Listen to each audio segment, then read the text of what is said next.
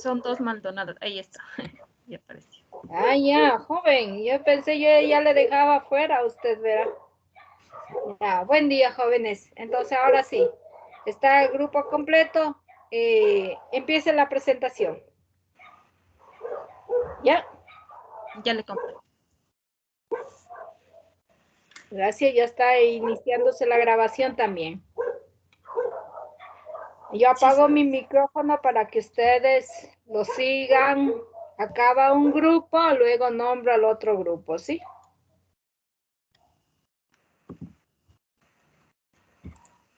Ya, sí se puede visualizar.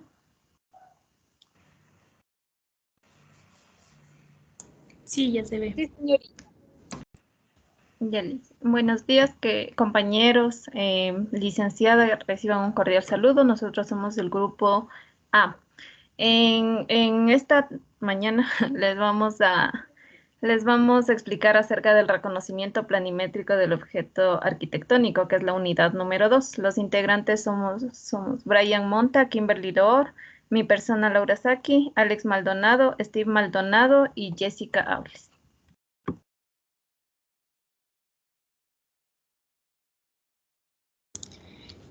Ya, como primera instancia tenemos a la planta. La planta es la representación sobre un plano horizontal y se obtiene mediante la proyección paralela y perpendicular al plano proyectante horizontal, es decir, que la planta se proyecta sin perspectiva. La planta se representa como se ve el espacio del edificio visto desde la parte superior. Hay unos ejemplos. Pásale. Ya. Al momento de dibujar la planta debe de contener algunos elementos, como son la escala gráfica y numérica, las proyecciones interiores y superiores, la orientación del norte, esa nomás va en planta, la identificación de espacios, la expresión de puertas y ventanas, la nomenclatura de puertas y ventanas, los niveles de pisos acabados, la indicación de vacíos y el sentido de ascenso de esas escaleras en caso de haberlas.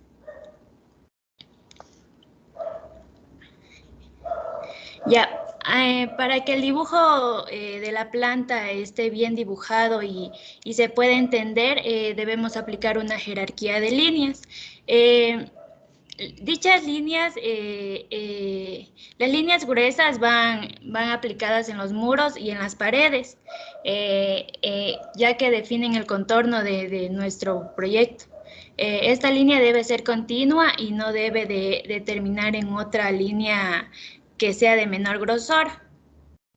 Las líneas intermedias son utilizadas en las superficies horizontales, que son situadas por debajo del plano del corte. Para las líneas finas, esas representan las texturas o la trama visual del suelo o otras superficies horizontales. Hay que tener en cuenta que la gama de valores de líneas dependerá de la escala del dibujo que nosotros utilicemos, ya que a una escala mayor se puede utilizar gran variedad de grosores y en cambio en una escala menor la gama de valores es limitado. En la planta se puede observar el tramado y su profundidad espacial. El tramado es una técnica para crear la ilusión de profundidad de dichos espacios. Ya pueden existir dos tipos de tramado.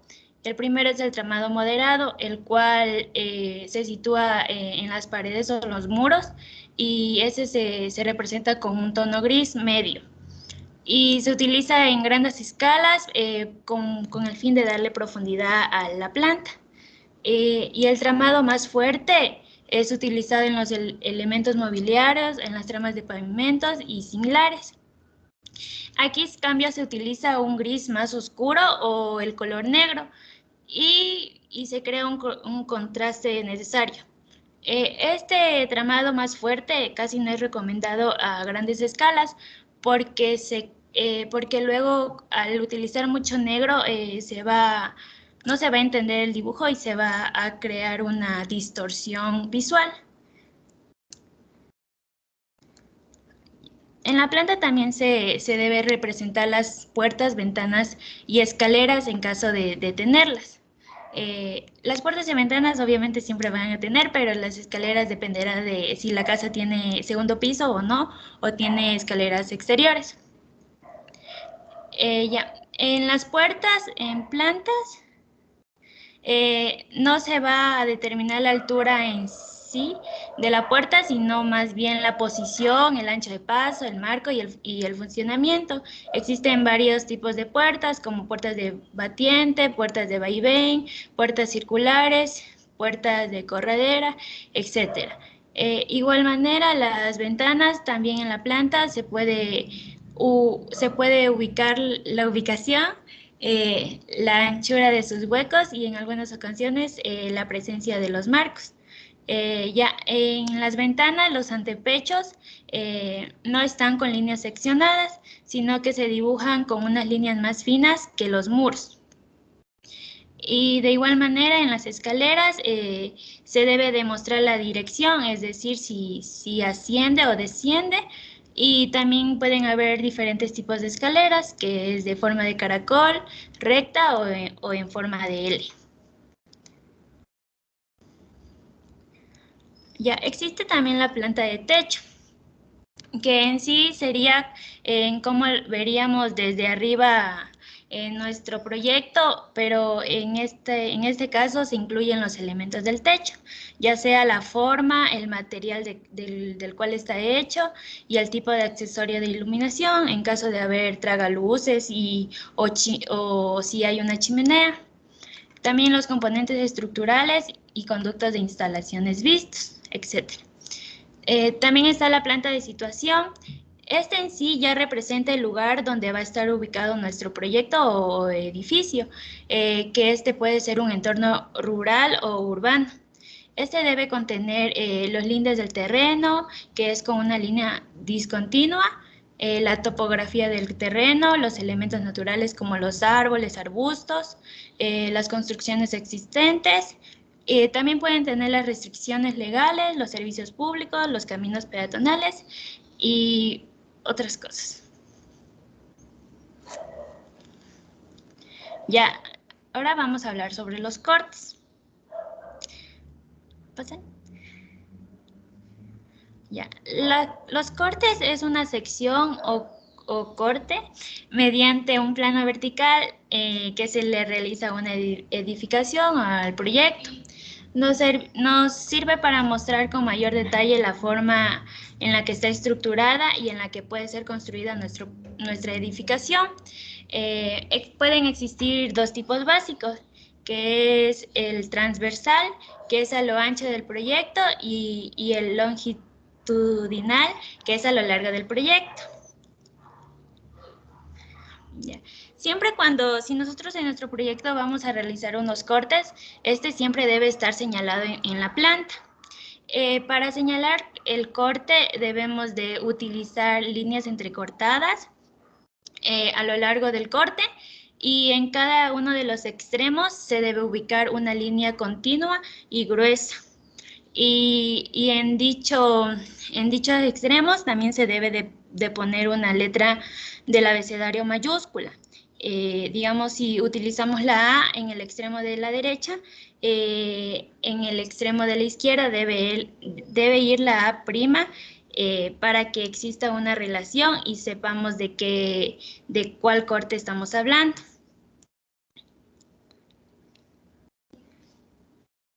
Ya, para definir la jerarquía de líneas, los elementos que se ven primero siempre van a ir con líneas más gruesas, ya que eso indica la cercanía y dan más fuerza al corte que se realizó. Y el resto de los elementos que se ven posteriores van a ir con unas líneas más finas, ya que esos están más lejos. En los cortes debemos dibujar lo siguiente: todos los elementos estructurales por donde pasa el corte, los elementos de la estructura del techo, los mobiliarios fijos como muebles de cocina, tina de baño, pero en caso de que el corte pasa por ellos. Si el corte no pasa por ellos, no se debe dibujar. El terreno también se debe dibujar, ya que el corte no está gravitando en el espacio. De igual manera, se debe de dibujar las puertas y ventanas en corte. En las puertas debemos identificar el dintel, debemos dibujar la puerta, el marco de la puerta y el vano de la puerta. En cambio, en las ventanas debemos de ubicar la cadena, el vidrio, el marco de la ventana y el antepecho de la ventana. Ya. ¿Qué información debemos ubicar en los cortes? Al tener ya tener nuestro dibujo del corte, debemos de ubicar el respectivo nombre del corte que se realizó. Es decir, si realizamos el corte A', esas deben ir en letras mayúsculas y debajo de esta debe ir la escala a la cual se dibujó. Se debe de poner los ejes en los cuales deben ser correspondientes a los que están ubicados en la planta. No pueden ser diferentes, deben ser los mismos. Deben estar las cotas de cada base, las cotas de nivel, es decir, la altura, tanto del nivel del terreno natural como si existen unos otros pisos. Si existen escaleras, se deben enumerar cada peldaño de las escaleras y también se debe ubicar el nombre de cada recinto visto en el corte. Es decir, si se ve el dormitorio, debemos de poner dormitorio, si se ve la cocina, debemos de poner cocina y así sucesivamente. Ya. Ahora, si nuestro proyecto ya está encomendando para unas entidades como el municipio o una empresa en la cual nos encargó, debemos de ubicar lo siguiente, debemos de ubicar los muros medianeros, el perfil de la vereda y de la calle, los elementos como mobiliarios urbanos, los árboles, los vehículos, la gente, etc. También los elementos normativos como ejes meridianos y los rasantes. También hay otros tipos de cortes. Hay el fugado o perspectivado. Se ejecuta en perspectiva cónica y este permite ver los espacios interiores principales del proyecto. A veces se utilizan programas para realizar este tipo de cortes. También existe el cortes en 3D. Este ya es como más detallado, ya que permite ver la perspectiva cónica igual y los espacios interiores del proyecto y a su vez con qué materiales y qué textura y están hechos y también la iluminación, el mobiliario y el revestimiento. Este también se hace más a menudo con aplicaciones o con programas ya especializados en eso.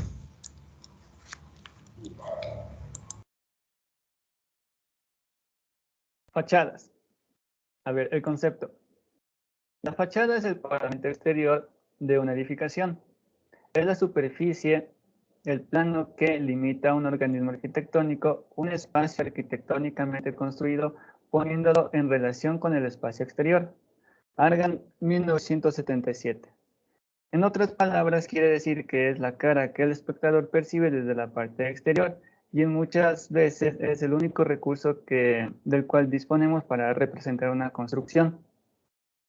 De forma más técnica, son proyecciones ortogonales sobre un plano vertical donde todas las superficies son paralelas al plano de proyección y perpendiculares a la vista del observador, conservando su verdadera longitud y proporción. Ahora sí pasa. Bien, también se los suelen llamar alzados, pero este término no solo abarca a las construcciones arquitectónicas. Alzado también se le puede llamar a las caras principales de una pieza, de herramientas, de maquinaria, entre otros. Siguiente. Bien, como en todas las artes, la arquitectura no es la excepción. Las fachadas se han visto afectadas por el paso del tiempo. Podemos ver aquí fachadas del siglo XII, del siglo XIV, del siglo XVIII hasta llegar a la Edad Moderna. Por ello es que se dice que las fachadas muestran un estilo arquitectónico, pues su composición va de la mano con la estética. Bien, para el trazado, para elaborar las fachadas se utiliza el método de la proyección de líneas con el fin de agilizar el trabajo, donde suelen ser los dos casos más comunes. Desde un sólido isométrico. Imaginando que ésta se encuentra dentro de una caja, nosotros vamos a proyectar desde la parte más alta hacia arriba formando un ángulo de 90 grados, siguiendo la trayectoria de la tapa superior y de la tapa inferior hacia las caras laterales, lo suficientemente separadas para que no haya una confusión entre líneas. Y mediante medidas. Puede que la edificación se encuentre en perspectiva militar o, en tal caso, nos faciliten la planta y un sólido isométrico con medidas. Para el primer caso, sabemos que la perspectiva militar muestra en verdadera longitud los lados y mediante ello podemos trazar primero la base cuadrangular que abarque a todo el sólido para a partir de ello empezar a trazar la planta. Una vez trazada la planta, nosotros podemos proyectar perpendicularmente hacia abajo para elaborar la fachada principal o la frontal. Y para el segundo caso, en cuanto a medidas, si tenemos ya la planta y el sólido isométrico con todas las mediciones, es mucho más fácil. Proyectamos desde la planta nuevamente y mediante el sólido isométrico a modo de guía, realizamos las diferentes fachadas. Esto mediante el sistema diédrico, sistema de tercer diedro o sistema americano. Con esto podemos concluir que nosotros no podemos o no somos capaces de elaborar fachadas, trazar fachadas, sin antes tener la vista en planta, porque es de donde parte, prácticamente es de donde parten todas las fachadas. Sería bastante complejo elaborarlas si no tenemos la guía de la vista en planta. Siguiente. Para los techos, paredes inclinadas o curvas, se aplicará el achurado, que es el sombreado de las superficies. Para los techos inclinados, el sombreado será desde la parte superior hasta la parte inferior, de arriba a abajo, mediante una línea fina separada progresivamente de 1 milímetro. Será 1 milímetro, luego serán 2, luego serán 3 y así respectivamente. En cuanto a las paredes inclinadas, dependiendo de la inclinación, se achurará de izquierda a derecha o de derecha a izquierda. En cambio, para paredes curvas, que sería más o menos así, se achurará desde los extremos hacia el centro, siguiendo la misma condición de separación entre líneas. Hay objetos o ciertos elementos que se encuentran bajo la línea de tierra bajo la línea de tierra. Estos se representarán mediante línea entrecortada para darnos la idea que se encuentra ahí algo. Puede ser algún tipo de desnivel, no sé, una piscina, una poceta o simplemente un hoyo en la tierra. Siguiente, por favor. El trazado, era escalas, perdón. Las escalas, esto va de la mano con el trazado, así es. Las escalas van de la mano con el trazado, pues las fachadas están a la misma escala que las plantas. Las escalas más utilizadas son 1.100, 1.75 y 1.50. Para edificaciones demasiado grandes, se deben utilizar escalas menores para evitar el máximo margen de error. Hay que ser muy cuidadosos al momento de escalar, pues si nosotros nos fijamos, hay bastantes detalles en una fachada principal. Por ejemplo, la que está en el medio. Tiene ventanas, tiene gradas, puede tener chimenea, ciertos detalles. Estos se verán afectados por la ampliación o reducción de la misma. Por ello es que todos estos elementos deben estar en correcta proporción al dibujo original. Siguiente, por favor. La profundidad. Para dibujar fachadas se empleará línea pura sin sombras ni texturas. Sin embargo, se verá reflejado una jerarquía en esta. Esto para dar la sensación de profundidad. La línea más gruesa que vemos allí es la línea de tierra. Representa en dónde está ubicada el terreno y se encuentra ubicada a 1 milímetro de la línea más fina en donde está soportado el dibujo. Solape. Se refiere al fenómeno de la figura más próxima que se sobrepone a la más alejada, cubriendo una parte de ella. Aquí habrá un progresivo adelgazamiento en cuanto al contorno de la línea. Los objetos más cercanos a nosotros estarán con línea mucho más gruesa, mientras que los más alejados tendrán línea más fina. Siguiente. Esto no quiere, a ver, este es el método que hemos venido utilizando en nuestras composiciones hasta hoy, pero no quiere decir que sea el único. Existen otros 3 tipos. Perspectiva atmosférica o degradación de tonos. Los objetos que se encuentran más próximos a la vista del espectador tendrán un tono más fuerte, mientras que los más alejados tendrán más tenues y blanquecinos. Perspectiva borrosa. Es similar a la que hemos venido utilizando nosotros, con la diferencia que los objetos más alejados no tendrán línea continua, tendrán línea puntual, para dar el efecto de borrosidad, difuminación o simplemente que no se alcanza a ver bien. Perspectiva de textura.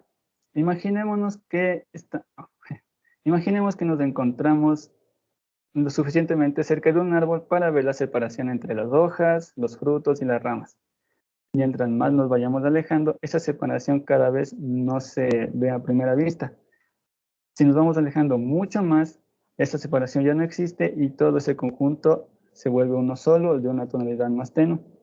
Esa es la perspectiva de textura. Los objetos más cercanos se verán más grandes y habrá una mayor separación, mientras que los más alejados serán mucho más pequeños y de coloración tenue. Denominación. Nuevamente, volviendo a la vista superior en planta, de aquí partimos ubicando primero una orientación. Dependiendo de esto, nosotros podemos nombrar las fachadas. Se las nombra según su orientación: fachada norte, fachada oeste, fachada sur y fachada este. Siempre eligiendo, bueno, obviamente, la orientación de la vista en planta. Debajo de la fachada colocamos el nombre, fachada, con orientación, en letra mayúscula de 6 milímetros y separando 2 milímetros hacia abajo, 4 milímetros, la escala correspondiente como se encuentra aquí en el ejemplo. Siguiente. Simbología. Las cotas de nivel son marcadores de elevación asociativos que muestran la altura del piso, la altura vertical de un elemento a lo largo del eje. Estos son los 4 más comunes y siendo el segundo el que hemos venido utilizando hasta ahora. Las puertas. Aquí hay algunos modelos de puertas que podemos utilizar nosotros al momento de trazar nuestras fachadas. Y como dato, si la vista en planta interior se encuentran las puertas abiertas, en fachadas o alzados, la puerta se encontrará cerrada. Por favor. Aquí tenemos unos modelos de ventanas y algunos modelos de superficies. Tenemos el ladrillo, material transparente para los vidrios, tenemos la piedra, madera, el hormigón y para pisos, tierra, roca, arena. Como últimos datos, no menos importantes, en los alzados se debe colocar un ser humano, una persona. Esto con el fin de darnos la idea de cuán alto o cuán bajo es la edificación. Obviamente cuidando la altura promedio de esta persona, porque si nosotros dibujamos una personita que cubre hasta la altura de la chimenea, por así decirlo, pues o es un superhumano o está demasiado cerca. Otra de las cuestiones en cuanto al achurado es que elementos tales en techos como chimeneas, puede ser ventanas, claraboyas, nidos de pájaros, esos elementos no se achuran. A pesar de que se encuentran en el techo inclinado, a esos elementos no se les debe aplicar el achurado. Es decir, ese sombreado irá debajo de estos elementos. Y en cuanto a las paredes, funciona igual.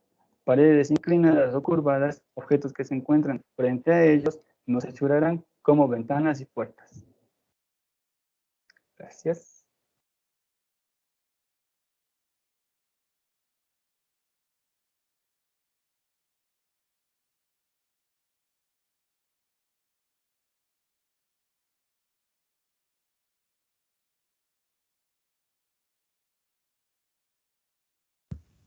Ya. Yo les voy a hablar acerca de las cubiertas tradicionales. Bueno, a través de la historia nosotros hemos podido observar grandes cambios en cuanto al material con los que se realizan las cubiertas.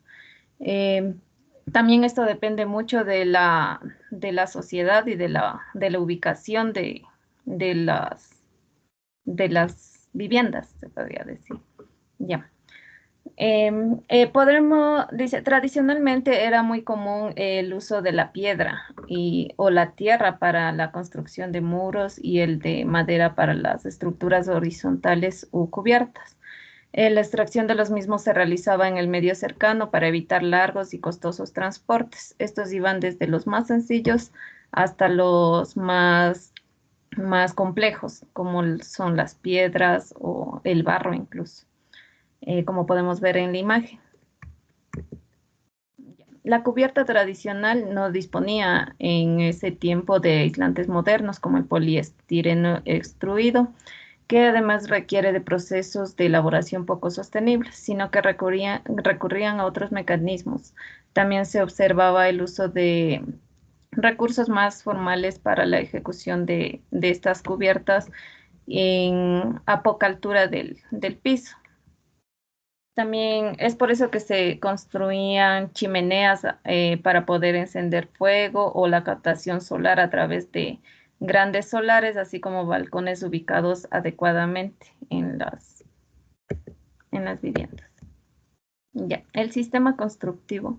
Con respecto al aislamiento, uno de los recursos tradicionales más empleados es la construcción de un espacio colchón no habitado, puesto que normalmente no superaba el metro de altura, con la posibilidad de ventilarse naturalmente en invierno para eliminar las humedades. Como pueden ver en la imagen, construían estos grandes espacios es porque en el techo, la cubierta, es el elemento que más se maltrata debido a los cambios climáticos que vivimos dependiendo de la ciudad o del país. Ya. La cubierta tradicional también es una poseedora de gran cantidad de virtudes y cualidades en cuanto a lo que es la dimensión cultural y también es fuente de análisis para construir nuevas cubiertas contemporáneas. Como les había dicho, en la antigüedad realizaban las cubiertas según los materiales de los que ellos disponían. No contaban tal vez con los materiales que contamos en la actualidad. Y también es poseedora de grandes, dice, virtudes y cualidades, es debido a que en la antigüedad, tal vez sin conocimientos básicos de arquitectura o cálculos exactos, ellos realizaban las cubiertas de tal forma que aguantaban. Incluso hay viviendas hasta la actualidad que siguen de pie, se podría decir. Ya.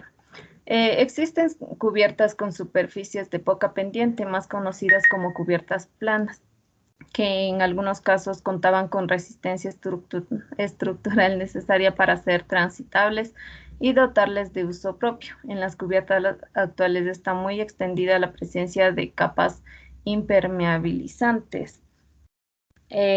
Como les había dicho, debido a que la cubierta es el elemento más castigado por el medio, entonces es necesario garantizarle una correcta calidad de vida que dure el más posible tiempo, se podría decir.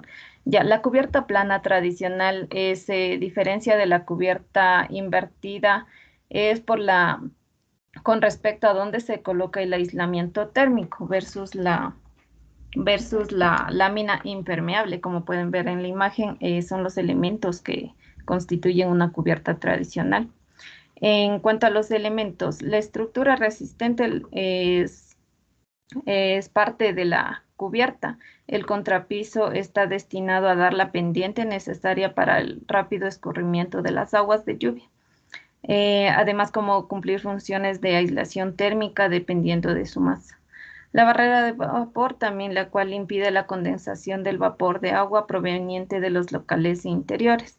La aislación térmica formada por materiales especiales, por el propio contrapiso o por cámaras de aire.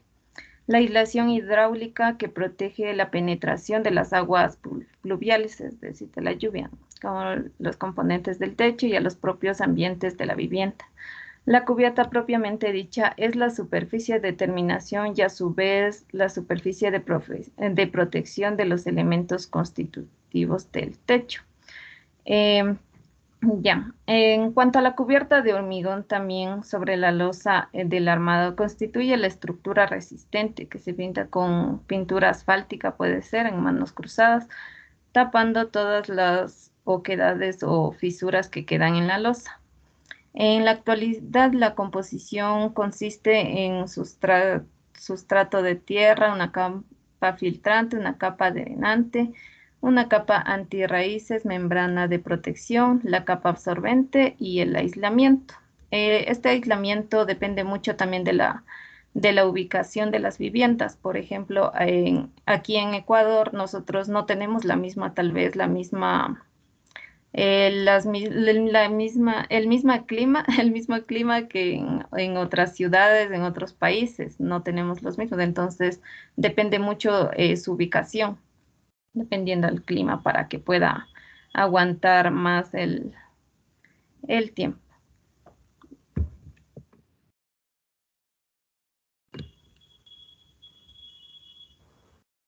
Ya.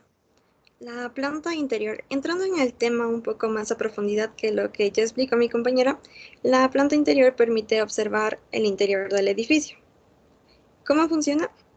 Se retira la parte superior a través de una sección horizontal a una altura de 1.20 metros del suelo, pero puede variar según el proyecto. Esto se evidencia con una jerarquía de líneas o gama de tonos que va según la escala. La siguiente, por favor. Ya, estas líneas comunican la sensación de profundidad. En su gama de tonos tenemos la más intensa, que su vista es más próxima al observador, se usa para el contorno de la sección. Tenemos la línea intermedia, que varía su grosor dependiendo de la distancia. A mayor distancia hay mayor contraste y mientras más alejada es más la línea más tenue. Se usa para los límites de la superficie horizontales, como los antepechos, las encimeras, las barandillas. Y tenemos las líneas de menores valores, que son usadas para lo que se encuentra ubicado más lejos con respecto a la vista del observador. Por ejemplo, se usa para las líneas superficiales, que son las texturas, las superficies horizontales, los motivos visuales del suelo. El orden de preferencia de las líneas primero es la continua, la oculta, que es como entrecortada, y la central, ejes, que se usa para... bueno, eso ya explico luego los ejes.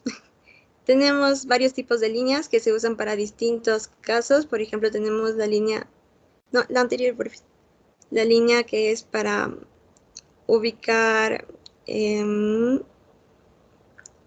línea de corte, que es entrecortada y con flechas que indican su dirección. También tenemos la línea de acotamiento, que va con las cifras y otros casos más. La siguiente, por favor.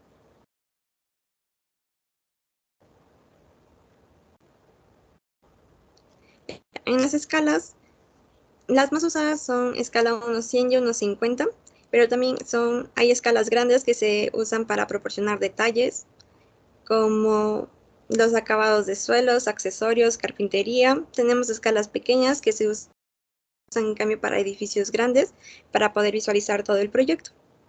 También se puede saber la escala mediante la ubicación de una escala numérica o gráfica, como podemos observar ambas en la imagen ubicada debajo, y observar la diferencia. La escala numérica proporciona la información con un conjunto de números o cifras, y la escala gráfica es un segmento dividido en proporciones iguales, dependiendo de la escala. Cada unidad equivale a determinada distancia del lugar real. El tramado, como dato adicional al que mencionó mi compañera, el tramado establece relación entre una figura y el fondo. Se usa para el relleno de muros, pilares y elementos macizos de la sección. Para escalas pequeñas, el tramado se ennegrece en los elementos seccionados, y en escalas grandes el tono gris o medio oscuro para un contraste más fuerte, para que produzca un grado entre macizos y vacíos. En la imagen de aquí debajo podemos observar el caso de querer ver la forma del espacio como figura, aplicando marcas claras en una superficie oscura.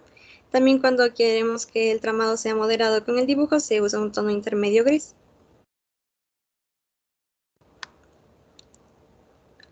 Las plantas digitales. Actualmente hay varios programas para poder realizar planos arquitectónicos de manera digital, por ejemplo el AutoCAD.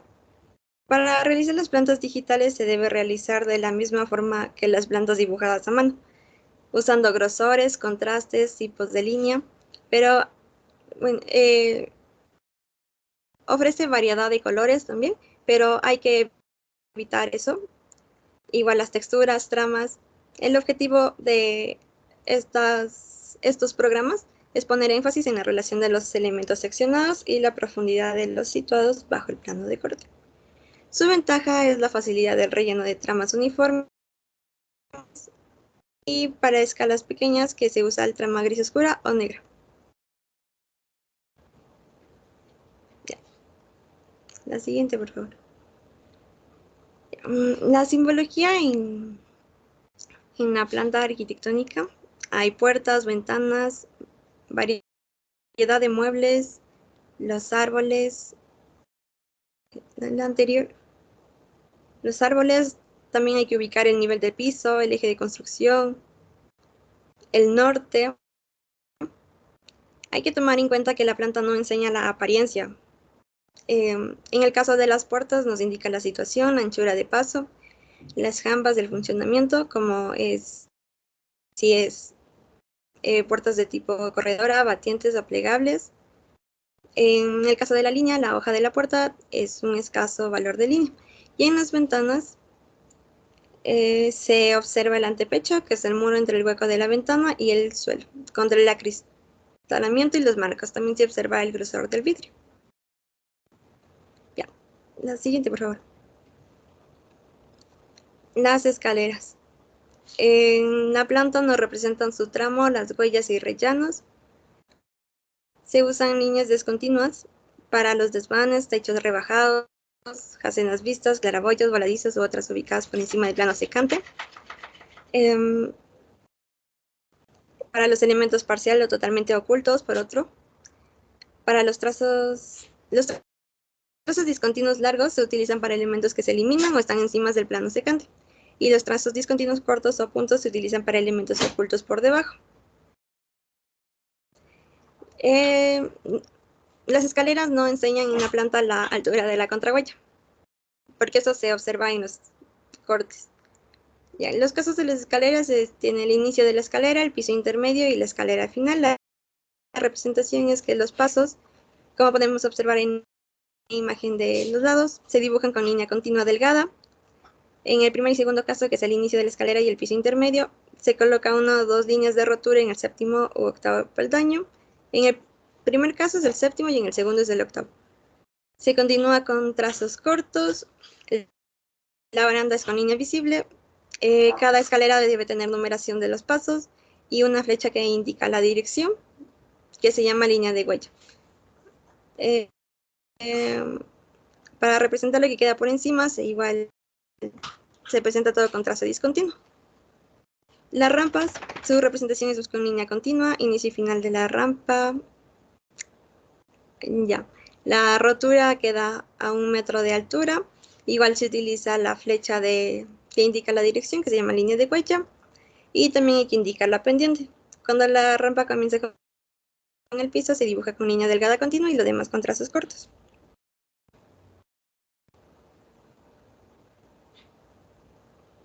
La siguiente, por favor. Ya. Tenemos la orientación, que es lo que decíamos del norte. Es la ubicación del norte con el borde superior que se ubique en el borde superior para la orientación del dibujo. En el caso que un eje principal del edificio tenga dirección interior a 45 grados, este o oeste, se puede ubicar un norte hipotético. Es aconsejable que el acceso de la planta se ubique en la parte inferior del dibujo para imaginar su sentido de abajo a arriba. Hay varias simbologías del norte, hay más detalladas, más sencillas, pero igual todas tienen su objetivo. Los rótulos tienen que mencionar la clase del dibujo que sea, por ejemplo, si es croquis, anteproyecto, proyecto, las proyecciones de la edificación, su ubicación, planta, piso, la escala, la fecha, el dibujante, el proyectista, También el número de plano, que tiene que indicar qué tipo de plano es, si es arquitectónico, de estructuras, de instalaciones sanitarias o eléctricas. Y la disposición. En caso de que los edificios sean de varias alturas, la alineación de las plantas en vertical queda una sobre otra y en horizontal una junto a otra. En la disposición vertical, la planta inferior va en lo bajo del soporte y se asciende reservando la de arriba para la planta superior.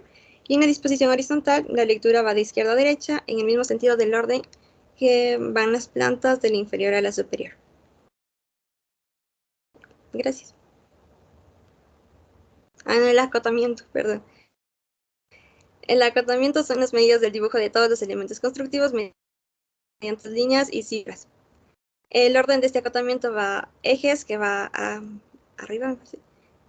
Luego la dimensión general, que es el largo o ancho total, las divisiones principales, que son los volúmenes, si en el caso de que haya varios volúmenes, las divisiones y grosores de muros, puertas, ventanas, y como detalle serían las divisiones de tabiquería y otros.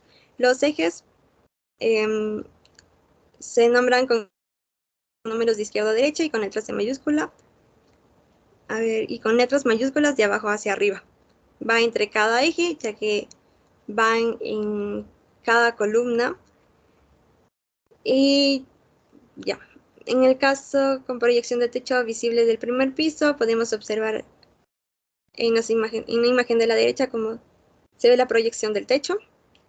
Se toma como referencia solo la última proyección realizada. Y cuando es un acotamiento interno, son solo los recintos y áreas específicas internas. Listo. Gracias.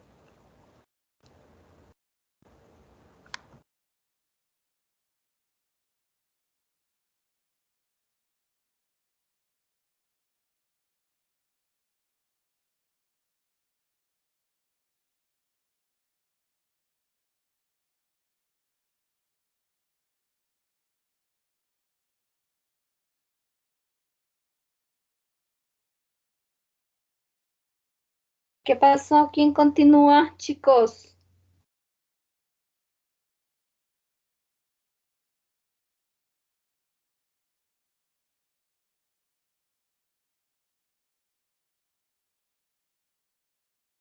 ¿Quién continúa, jóvenes? No escucho nada. Estás en audio. Me parece que es Alex. Déjeme le veo ya un ratito.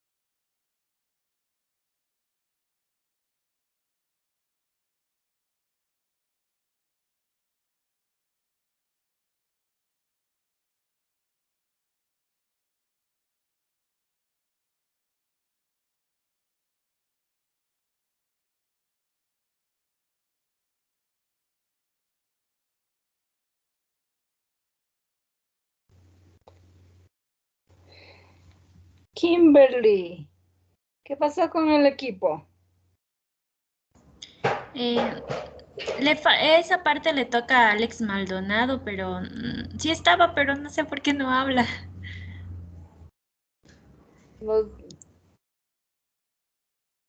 Señor Maldonado.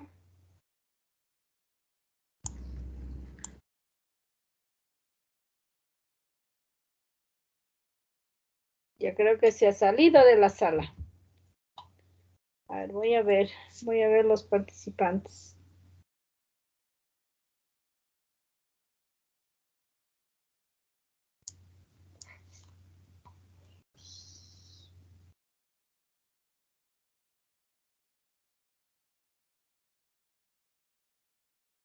Alex Maldonado, ¿qué pasó?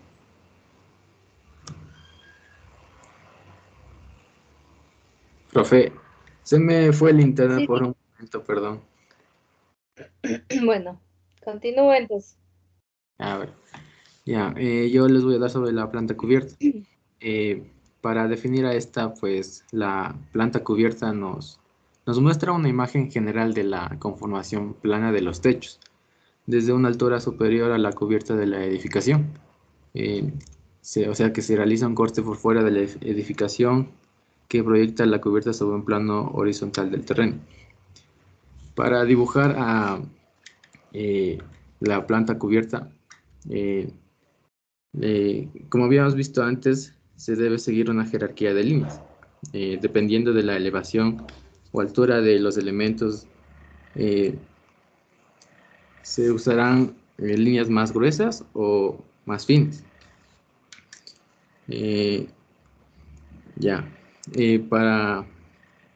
Para la planta cubierta, pues se debe utilizar una línea continua y pues como está más elevado de la línea de tierra, pues tendrá un poco más grosor que los elementos que se encuentran por debajo. Ya. A ver, no, espera.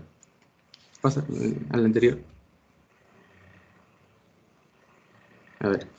En la planta cubierta, pues también podemos dibujar elementos que se encuentran muy por debajo de la cubierta, pero con la diferencia de que a estos elementos se los dibuja con una línea menos fuerte y segmentadas.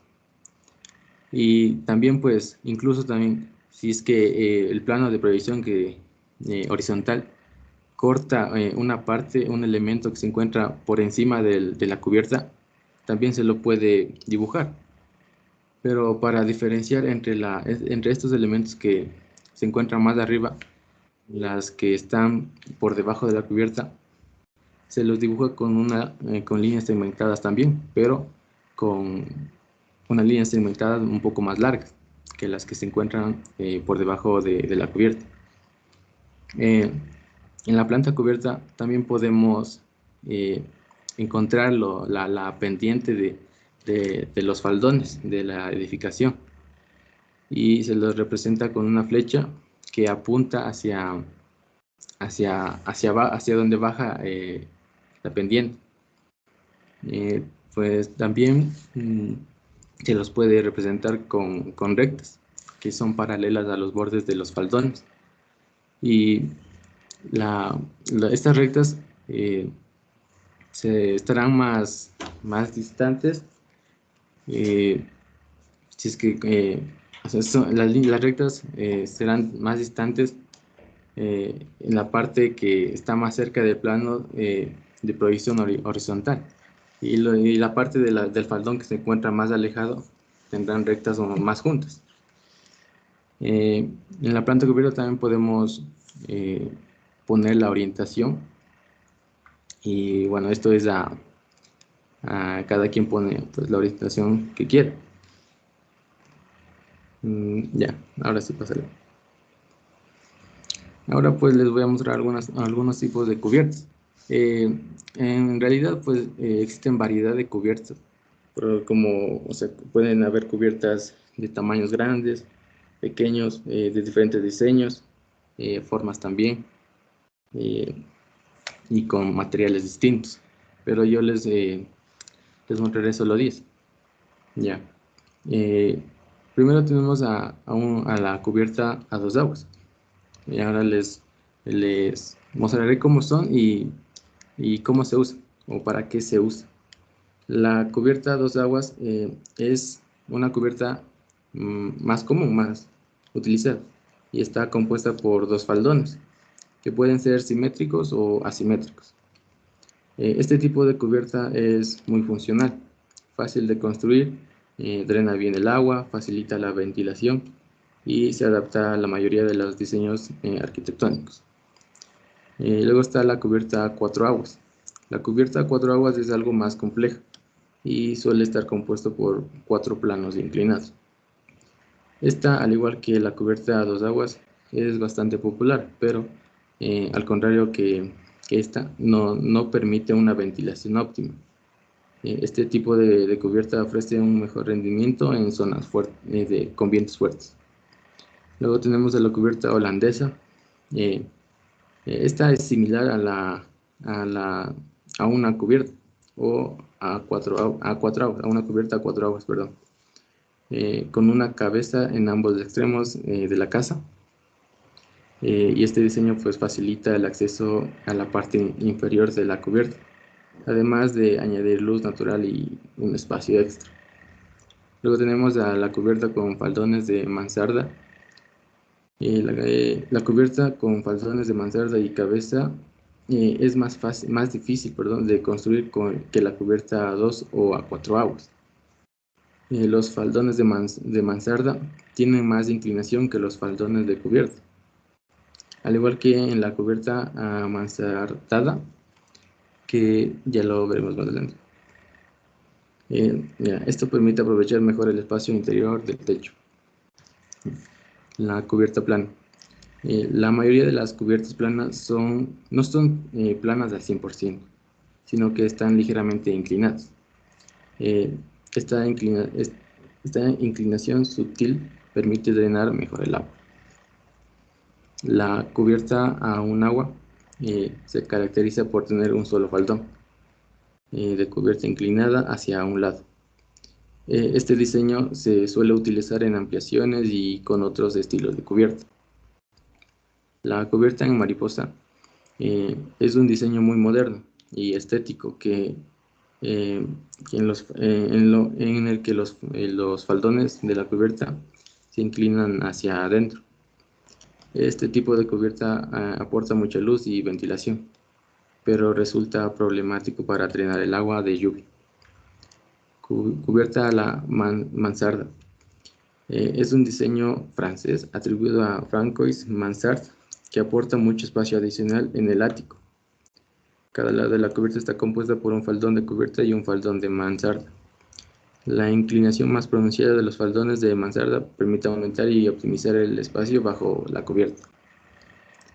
La cubierta abuhardillada se caracteriza por incluir ventanas de buhardilla, pero para aportar luz e incrementar el espacio existente. Y por último tenemos a la cubierta en dientes de sierra. La cubierta en dientes de sierra o cubierta en forma de M, también se lo puede decir. Es una cubierta compuesta por 2 o más cubiertas a 2 aguas. Gracias.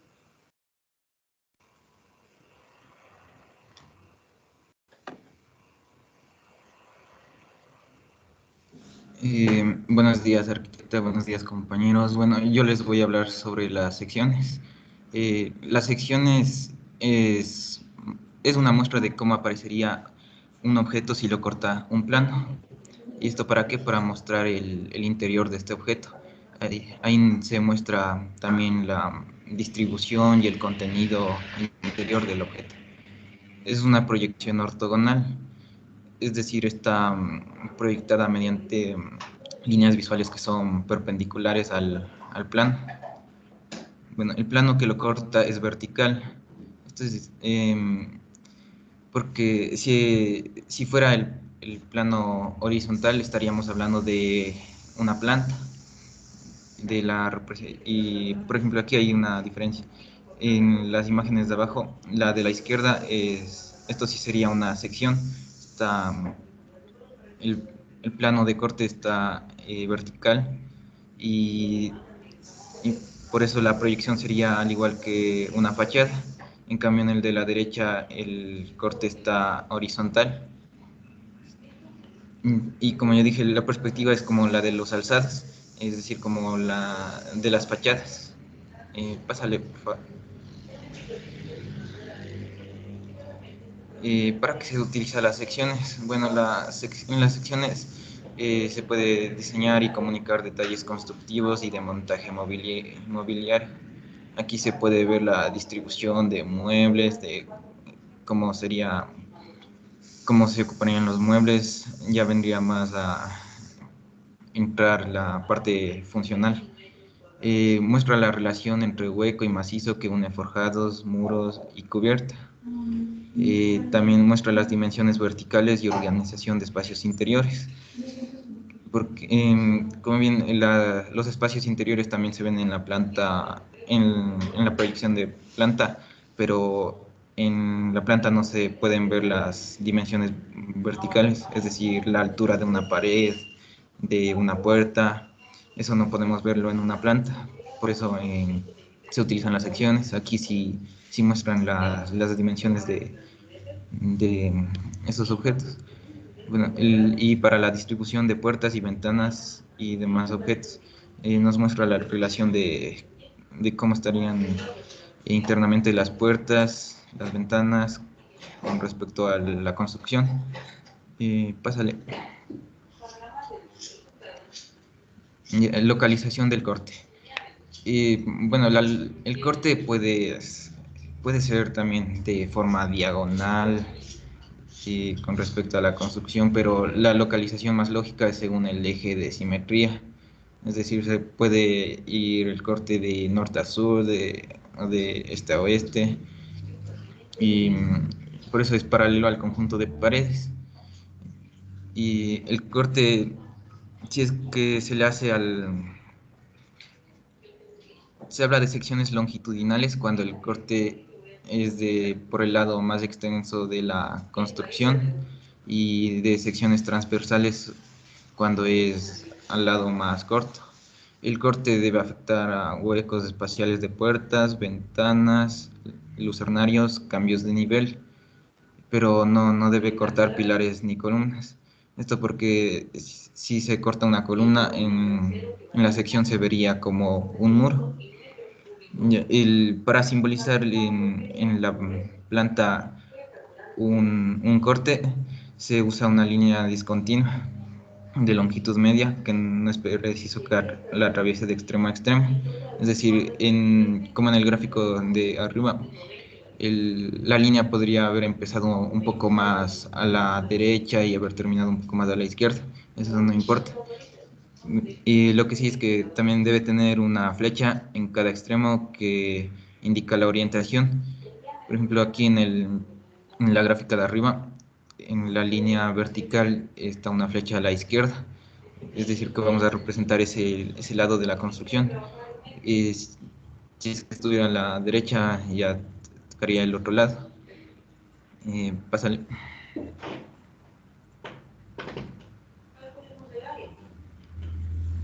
Siguiente diapositiva, por favor.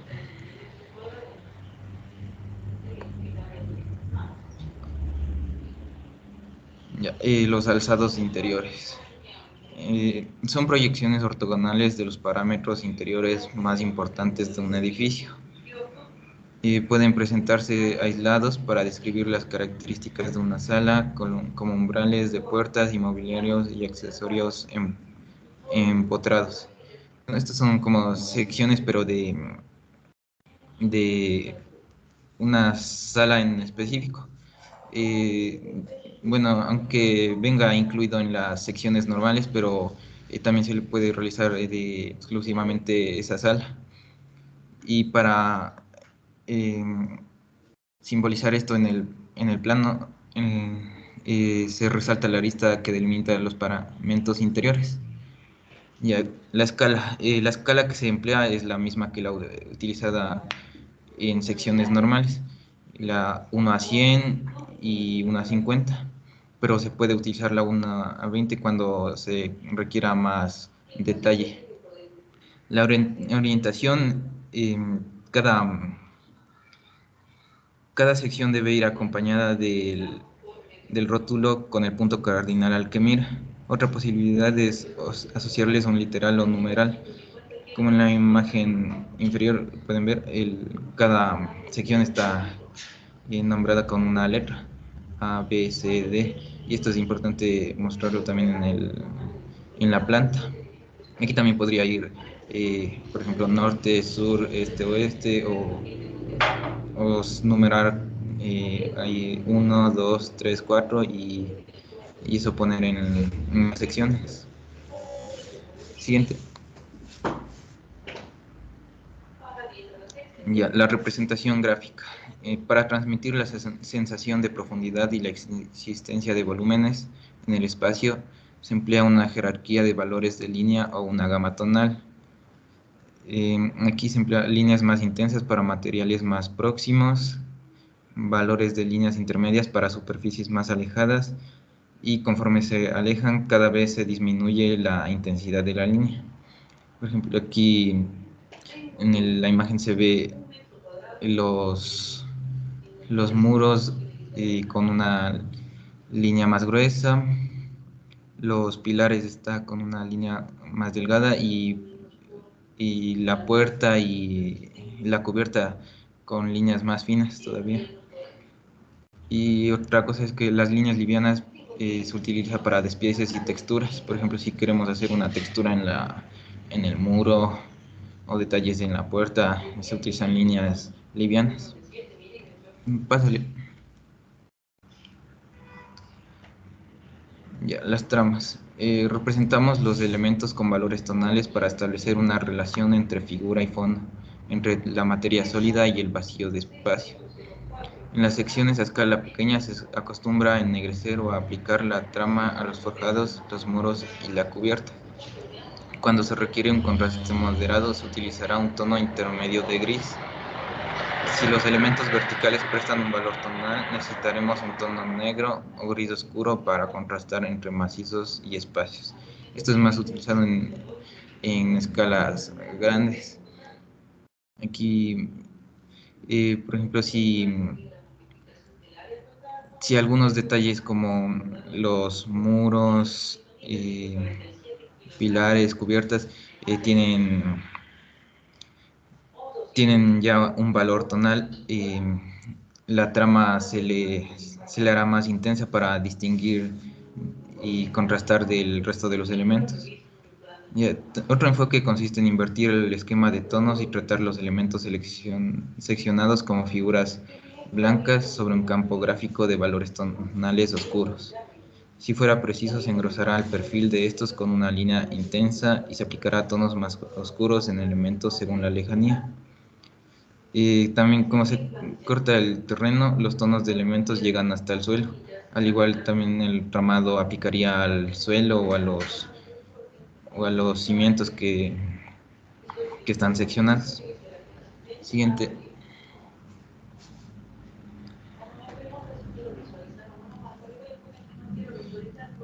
Secciones digitales. Se usa programas infográficos para diferenciar la materia sólida del espacio vacío en dibujos de sección. Ahora con el uso de la tecnología, bueno, podemos usar programas, por ejemplo, hay programas de dibujo vectorial y con estos nos podemos ayudar para tener diferentes tonos o intensidades de color y así diferenciar entre muros, paredes y vacíos. O también se puede utilizar imágenes raster para transmitir el carácter de un lugar al tiempo, que sirve como fondo de contraste con el blanco de los elementos seccionados. Como en esta imagen, utilizamos una imagen para representar al vacío. Siguiente.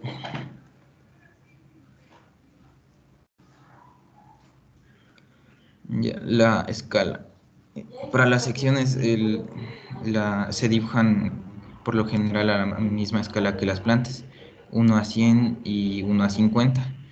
Escalas menores en caso de grandes edificios o de conjuntos de envergadura. Esto para alcanzar a representar la totalidad del edificio. Y escalas mayores cuando sean secciones y alzados interiores de una estancia. Cuanto mayor sea la escala, más alto debe ser el grado de concreción en el detalle. Y la ejecución de las secciones a escala grande se simplifica mucho si se cuenta con un conocimiento general de los sistemas constructivos. Es decir, que podemos omitir detalles aun cuando estemos realizando escalas más grandes, si es que ya conocemos esos detalles de la construcción. La incorporación en una sección de figuras humanas ayuda a dar una sensación de escala y a recordarnos las funciones. Como en la imagen de la mitad, podemos ver, está representada una figura humana que muestra la utilidad, la función de las escaleras, que sería de circulación. Siguiente. Secciones múltiples. Una serie de secciones revela mejor que una única sección las variaciones en formas complejas. Esta secuencia puede ser en vertical o diagonal. Como vemos aquí, tenemos una figura que es media compleja, y si es que solo realizamos una sección, no podríamos saber cómo es en verdad la figura, pero ya aquí, al tener dos secciones, es más fácil comprender la figura. El siguiente. Secciones del terreno. En ocasiones las secciones engloban el contexto del emplazamiento de un edificio y su entorno. Estas describen la relación de una propuesta arquitectónica con la superficie del terreno circundante y mostrar si aquella brota, se asienta, gravita o se hunde en el suelo. Aquí, esto es para indicar la relación en el terreno, y a verlo cómo estaría aplicado en la vida cotidiana, y para ver en dónde está asentado la construcción. Estas secciones han de incluir las construcciones vecinas afectadas por el plano secante o vistas en alzado por encontrarse más allá de este. Y como vemos en la imagen de abajo, estos espacios muestran las construcciones que estaban junto a esta construcción, y por eso en las secciones se ven afectadas las construcciones de al lado. El corte también afecta a estas otras construcciones. Bueno, y aquí llegaría toda la exposición. Muchas gracias por su atención. Y ya. Gracias, jóvenes. Bueno, bastante larga el tiempo, chicos. Han controlado el tiempo. Vamos, otro grupo. Veamos de la señorita Monge. El grupo de Wendy.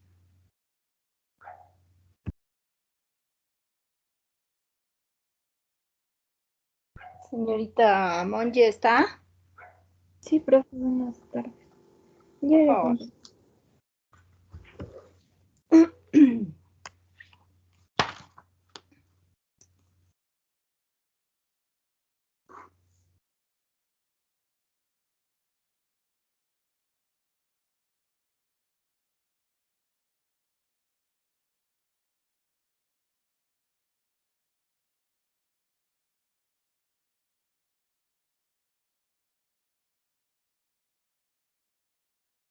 Vamos, jóvenes, el tiempo es oro.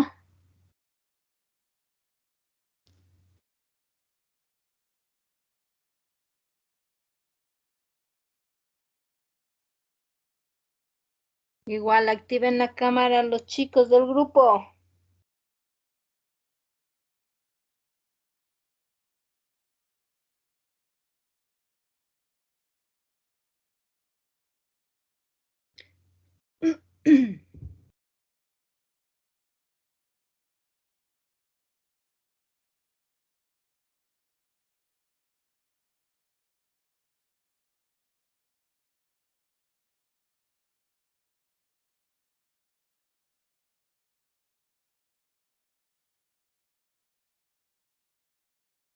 Señor Mena, Carlos, es del grupo también. ¿Sí me escuchan, jóvenes? Profe, buenos días. Sí, la compañera ya mismo va a compartir. Pero activen la cámara. ¿Están todos los del equipo? Sí, profe. Paola, ¿quién más? Gabriela, Lice Pastrano, Wendy. ¿Cuántos son? 5. 4. Sí, 5. 4. ¿Seguro? No falta Falta alguien, ¿no? Sí, falta Salo. Poner no. Sí, estoy con la cámara prendida. No está dentro ahí la señorita Monje. ¿Qué pasó? Disculpe, profe, me olvidé de ponerle porque no me acordaba su apellido. Imagínese. Bueno, vamos, dele.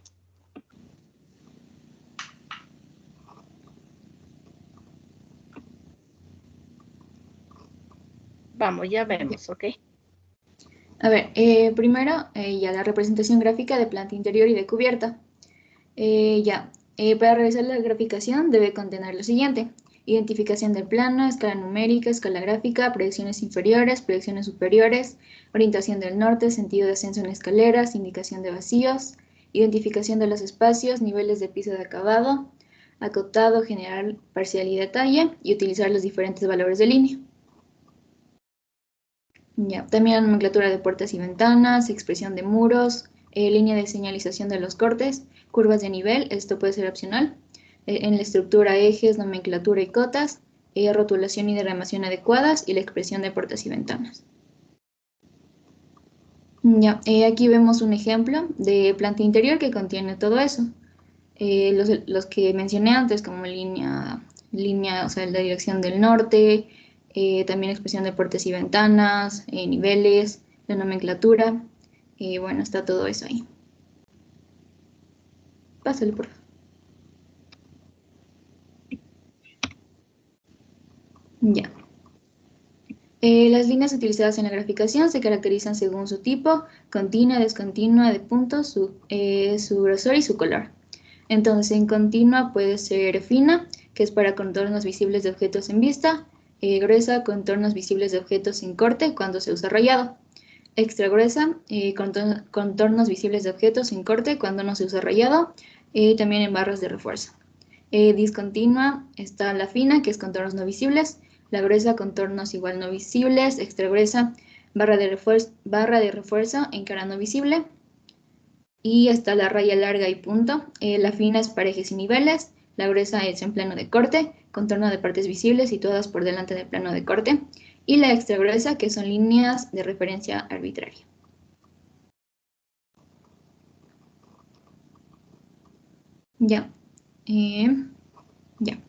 Aquí vemos cómo sería la graficación, ejemplos de graficación de muros en plano interior.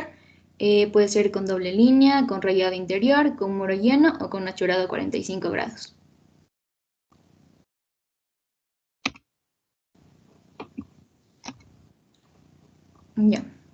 Ahora específicamente en los contenidos en planta de cubierta tiene que ir la identificación del plano, la escala numérica, orientación del norte, indicación de la inclinación de la cubierta, sentido y porcentaje de la pendiente.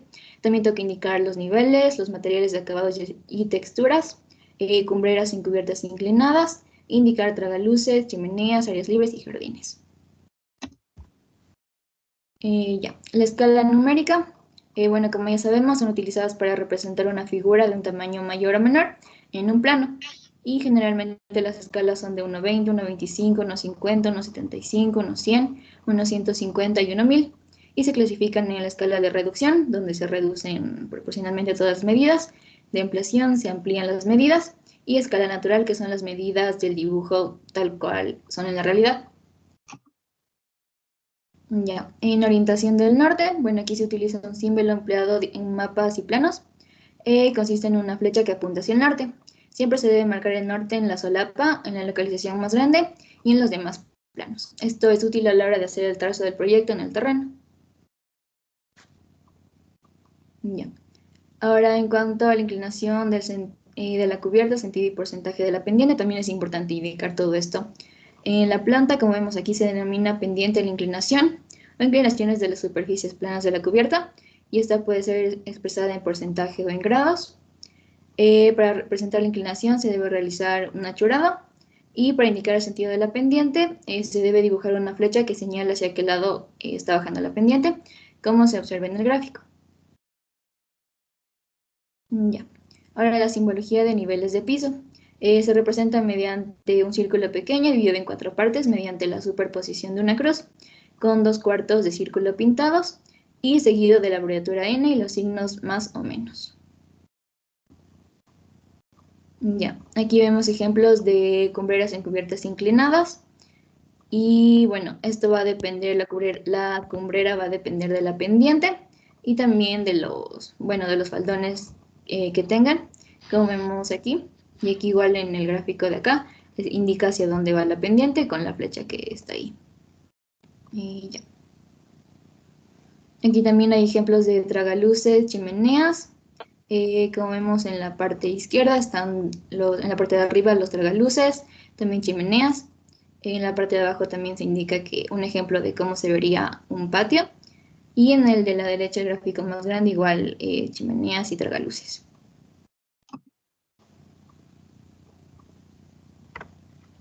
La planta de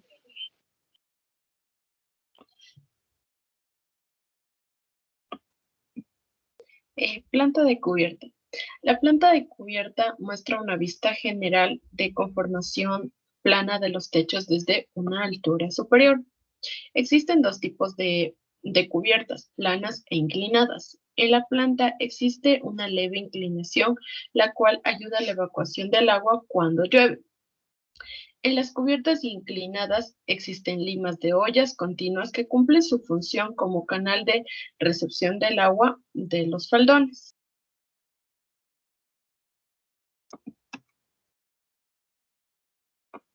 Lima de olla. La lima de olla debe tener un desarrollo mínimo de 2 veces el valor del recubrimiento R. El borde externo debe tener una altura H mínima de 1 centímetro. Cuando se tiene que conectar dos faldones, hay que definir el perfil de la pieza de lima olla, sea de zinc, plomo o cobre. El perfil, antes que nada, resulta doblado en 2 partes con un ángulo y como ángulo resultante de la unión de los dos faldones. Cada mitad del perfil tendrá una longitud igual a la altura H de la teja. El ancho de la parte superior será par al ancho de la parte inferior, aumentando el valor de la tangente de la pendiente del faldón multiplicado por la altura H de la teja.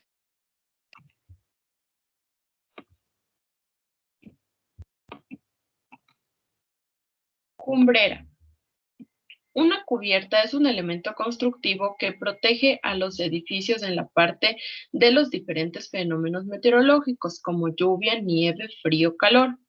Cuando el material que forma la cubierta es una teja, se le conoce como tejado. Alero. Los aleros de una construcción son el borde saliente de un techo. Sin aleros, el agua de la lluvia puede verterse del techo directo a las paredes exteriores de la casa.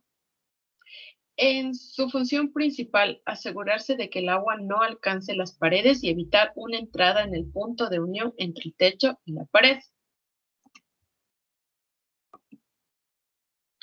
Otra función de los aleros es controlar la cantidad de luz solar que puede penetrar en la construcción.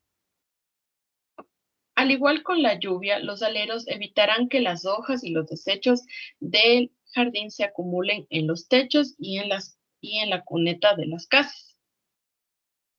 Ya, la función principal de la planta de cubierta es proporcionar el cerramiento de una construcción.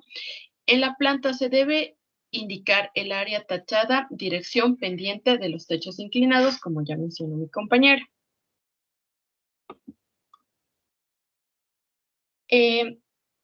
Existen dos tipos de cubiertas, las planas. La cubierta plana de construcción, que son denominadas planas, son aquellas que poseen un 3% de pendiente, ya que tiene que permitir la evacuación del agua cuando se producen las lluvias. Dentro de las cubiertas de construcción plana podemos encontrar las invertidas, transitables, verdes e inundadas. Las cubiertas de construcción verde están compuestas por una capa de tierra y de vegetación que cumplen con la función de aislamiento. Cubiertas de construcción invertidas. Estas están compuestas por elementos de formación de pendiente, impermeabilización y aislamiento.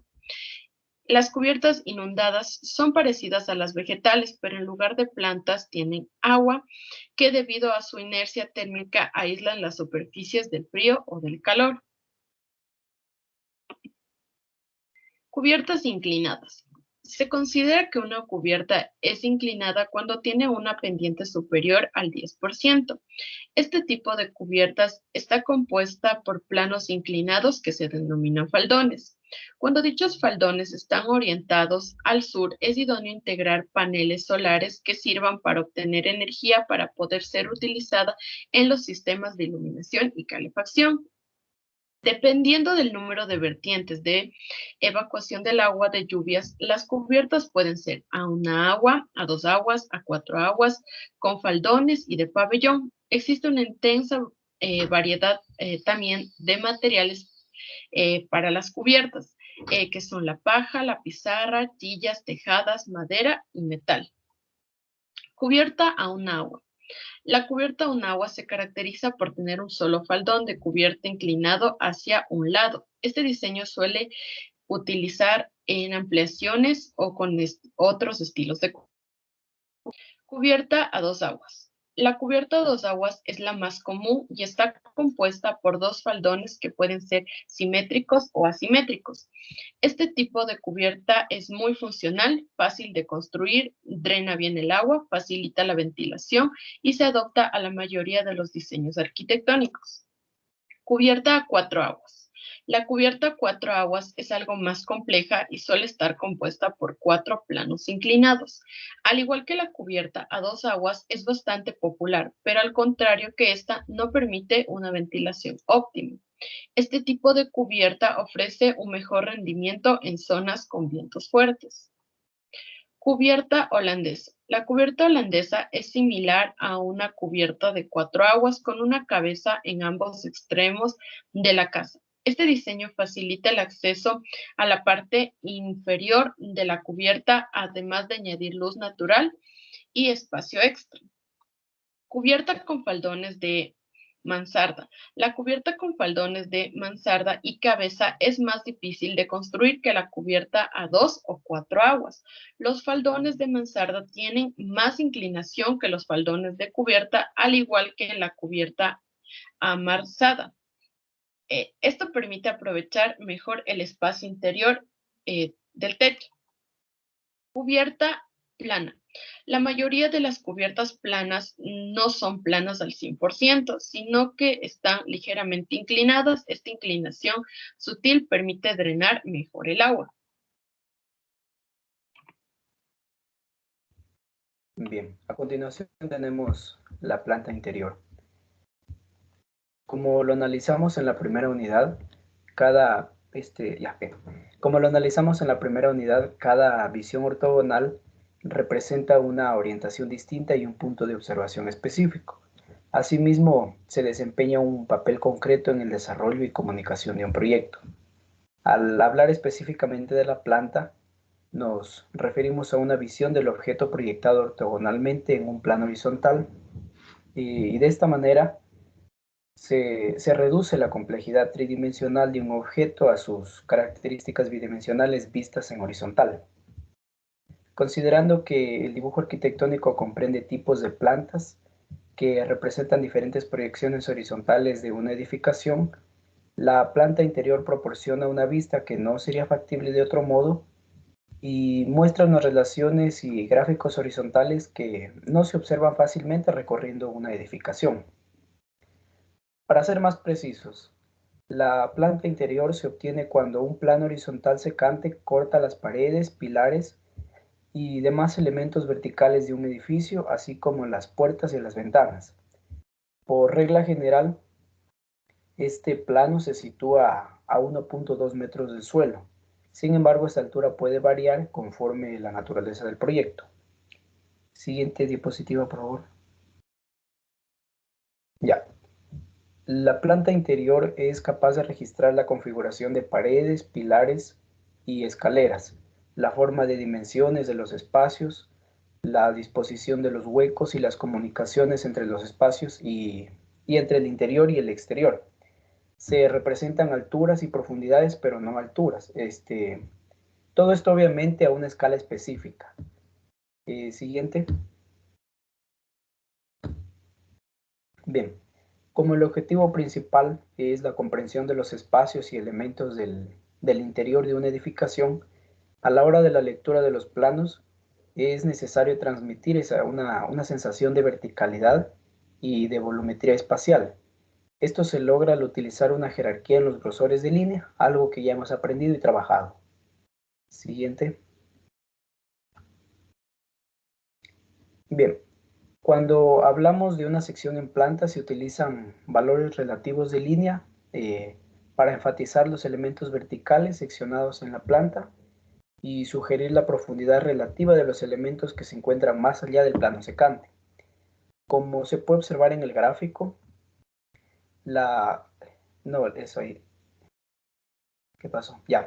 Como se puede observar en el gráfico, la planta de la izquierda tiene un solo valor de línea, mientras que la planta de la derecha, la jerarquía de valores de línea es la manera de comunicar la sensación de profundidad.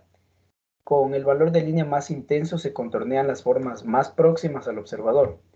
Los valores intermedios de línea sirven para delinear los límites de las superficies horizontales, como por ejemplo los antepechos, encimeras y barandillas, que están situadas entre el suelo y el plano secante. Y los menores valores de línea se reservan para las líneas superficiales, para las que no representan ningún cambio formal, sino sencillamente la textura o el motivo visual del suelo y de las superficies horizontales. Siguiente. Bien, una vez que entramos en contexto y analizamos estos aspectos generales, ahora podemos ver los elementos que debe llevar un plano arquitectónico y que son muy importantes de reconocer y debemos saber cómo representarlos, pues cada línea que se dibuje en él muestra un elemento a representar físicamente y se implica además un costo en el proceso constructivo, razón por la cual es muy importante que se dibuje correctamente. Nuestro plano deberá incluir elementos que nos indiquen cómo es la estructura, sus características y otros elementos. Así los componentes serán los ejes, las cotas, el norte, los niveles, los pisos, los muros, las puertas, las ventanas, la vegetación, los accesos, los muebles, los patios de servicio, las líneas de corte, la escala y un cuadro de datos. Bien, ahora analizaremos cada uno de los componentes. Siguiente. Bien, los ejes. La función de los ejes es ubicar los muros que tendrá nuestro proyecto y así identificar los elementos constructivos. Se nombran por números y letras generalmente mayúsculas que conforman un plano cartesiano, es decir, a una parte horizontal o vertical se le nombra con letras y a la otra parte con números. A la parte que tenga el mayor número de elementos se le asignarán los números. Se representan con diseños variados, por lo general se encierra el número o letra en un círculo y siempre serán la guía de un eje horizontal o vertical que ordena los muros de un proyecto arquitectónico. Los ejes son de mucha utilidad a la hora de trazar, construir o cuantificar un proyecto. Así, los componentes de un eje son las letras, que generalmente van en mayúsculas, los números, que pueden ser arábigos o romanos, el círculo, que puede ser completo, seccionado, con sombras, líneas o doble línea, y las líneas de eje, que atraviesan el plano, se representa con línea, punto y calidad delgada de 0.1. A continuación tenemos las cotas. Siguiente. Bien. Las cotas son las indicadoras de las medidas que tiene un elemento en un plano. Constan de un número que indica la cantidad de centímetros o metros y una línea que marca los límites de medición. Estas cotas pueden ser a ejes, en paño interior o a paño exterior. Los números pueden ser enteros o decimales. Lo que sí es importante es que su tamaño o escala sea acorde a la del plano en general y no se vean muy grandes o muy pequeñas.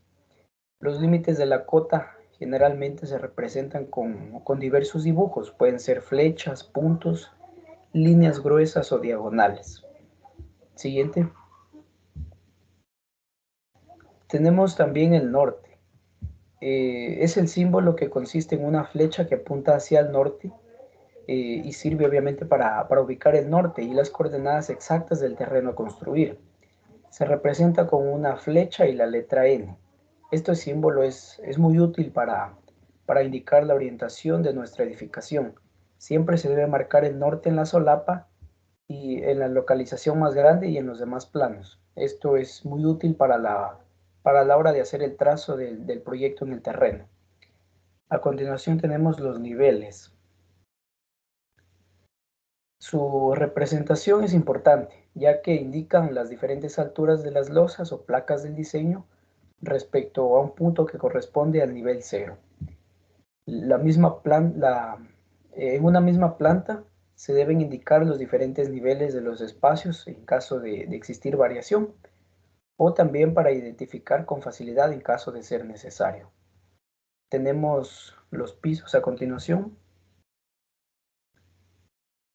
Ya, es importante identificar la zona donde se ubicará la cocina y los baños, pues en ellos se encuentran las zonas críticas de un proyecto arquitectónico, ya que al construirla se deberá tomar en cuenta la ubicación de las instalaciones sanitarias e hidráulicas que estos espacios requieren y que desde la cimentación afectan al proceso constructivo.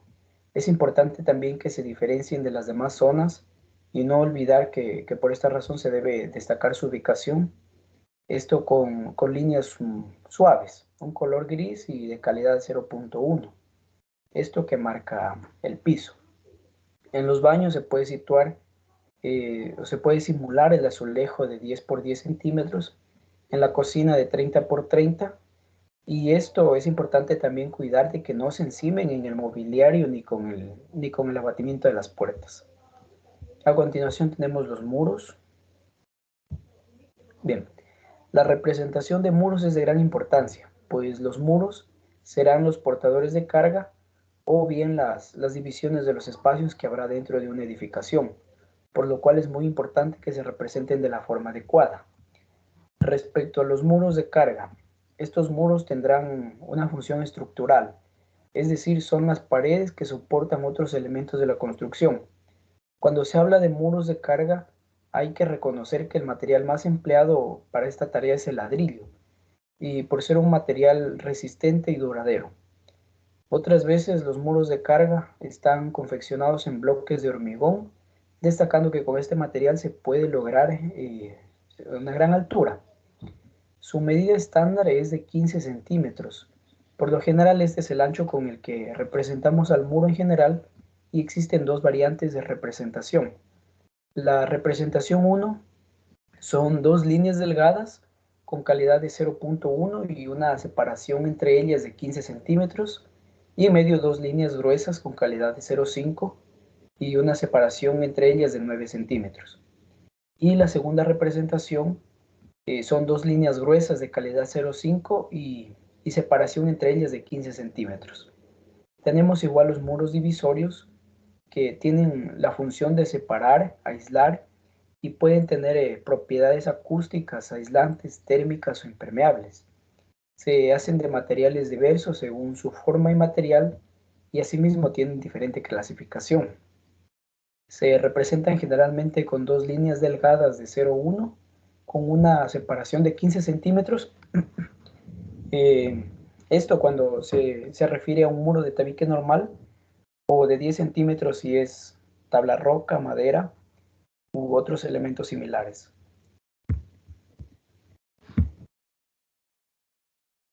Bien, tenemos también las puertas. Las puertas son dos espacios abiertos en los muros con la intención de ser usados para el paso entre un local a otro. Son muy importantes de colocarlas en el lugar adecuado, con las medidas necesarias para su uso y con el espacio necesario para el abatimiento de la hoja. Esto para que tenga la movilidad que necesita. Existe gran variedad de puertas como son las abatibles, las corredizas, las de doble abatimiento, de una hoja o dos hojas. Asimismo hay plegables y de acuerdo al tipo de puerta que sea, será su representación en el plano. Se utiliza para su representación línea suave con calidad de 0.1, cuidando que el espacio del abatimiento no tenga ningún mueble o dibujo que lo afecte. El ancho de las puertas es variable según el uso que se le vaya a dar, y así para el baño pueden usarse puertas hasta de 70 centímetros, para las recámaras de 85 centímetros, igual para despachos. En la cocina puede ser de 90 centímetros y el acceso principal mínimo es de 1 metro. Para este tipo de acceso hay gran variedad de estilos. Puede ser con fijo, con doble fijo, o con 2 hojas, etc.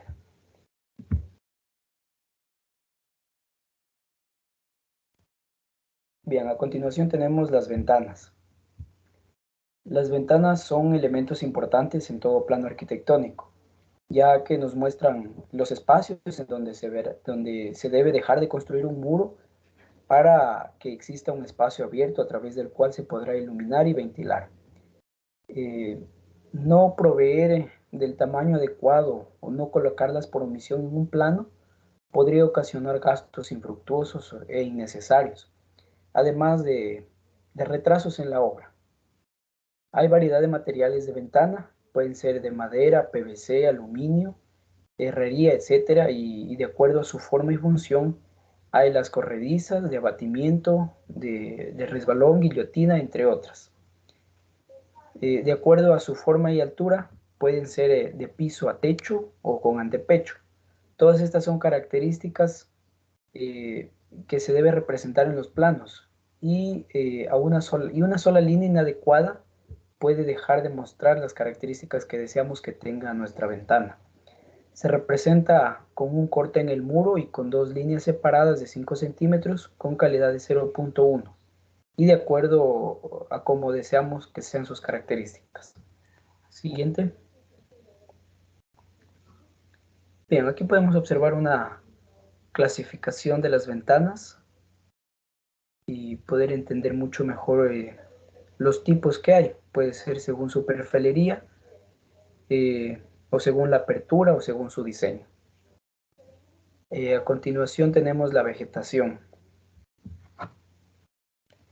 Bien, la vegetación que debe tener nuestros planos arquitectónicos es muy importante porque contribuye a dar vida y realce a nuestros proyectos. Así es importante que la vegetación que coloquemos en nuestros dibujos sea acorde al clima que impere en la zona en donde se construirá el proyecto. Es decir, si hablo para diseñar en un clima seco, la vegetación tendrá que ser tipo cactáceas. Así es, por ejemplo, para una zona húmeda, la vegetación que se coloca en los planos será de tipo tropical. Y no es otra cosa más que los dibujos de árboles, arbustos, flores, entre otros, en planta. La calidad de línea que se debe emplear es de 0.1 con diseños que le den vida a la representación. A continuación tenemos los accesos. Bien, en los planos arquitectónicos es muy importante que se destaque su ubicación, y esto se hace con pequeños dibujos que pueden ser flechas, triángulos, y que indiquen por dónde entrar a la construcción. Pueden ser principal o secundario, lo cual indica la entrada o acceso principal y el acceso de servicio. Las casas modernas de estilo contemporáneo, los accesos son amplios, funcionales, simples y hasta evidentes. Es importante igual tomar en cuenta los estilos arquitectónicos de las casas. Y a continuación tenemos los muebles. Bien, la colocación de muebles en un plano arquitectónico es muy importante, ya que además de darnos guía de cómo podemos distribuirlos en la realidad, nos permite comprobar que tenemos el espacio adecuado para la función que pensamos darle. Es recomendable que se dibujen con calidad fina, o sea, puede ser un color gris claro y con calidad de 0.1. A continuación tenemos el patio de servicio. Ya, el patio de servicio es el espacio donde se realizan diferentes funciones. Generalmente este incluye lavadero, calentador de agua, bomba, tanque de gas y cisterna. La mejor ubicación es junto a la cocina, y igual su orientación es hacia el norte del lado de la ventana de la cocina. Este espacio es importante de ubicar en un plano arquitectónico, pues en él se manejan instalaciones que dan servicio al resto del proyecto, como lo son el agua caliente y el gas. Ya, pone el anterior igual.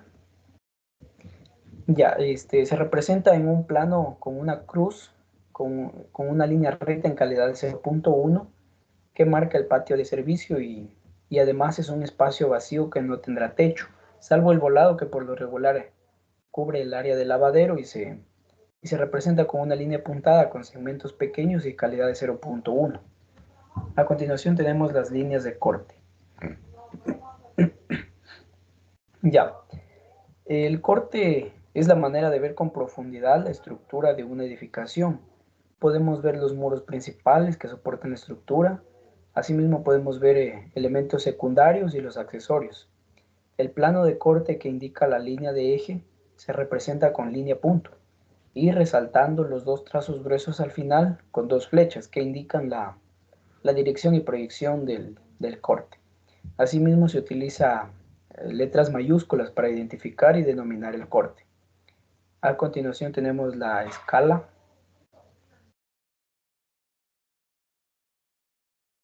¿Qué pasó? Bueno, respecto a la escala ya lo hemos hablado y sabemos que es la relación proporcional entre las medidas de una edificación y su representación gráfica.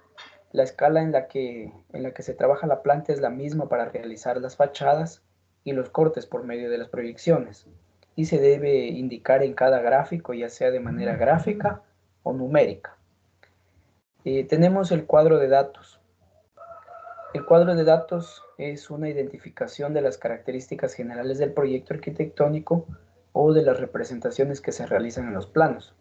En un carácter más formal contiene el nombre y clave del plano, la ubicación del proyecto, la ubicación, la escala del plano, el nombre de quien dibuja, proyecta o construye y la fecha. Asimismo, el cuadro de datos puede corresponder a un trabajo educativo en donde se debe ubicar datos generales del trabajo realizado. Bien, esto es todo en cuanto a la exposición sobre planta interior. Muchas gracias.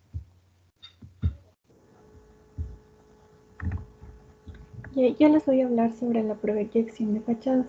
También se las conoce como alzado. Es la proyección ortogonal de un objeto o edificio sobre un plano y este es paralelo a uno de sus lados. De igual manera que en otras proyecciones ortogonales, todos los planos paralelos al objeto conservan su verdadera magnitud, forma y proporción. Pásale por. El alzado de un edificio es una vista horizontal de su imagen proyectada ortogonalmente y en un plano vertical. Generalmente el plano del cuadro es paralelo a una de las caras principales del edificio. Los alzados nos permiten visualizar la apariencia externa de un edificio comprendida en un único plano de proyección y también nos ayudan a definir su silueta en el espacio. La escala de los alzados.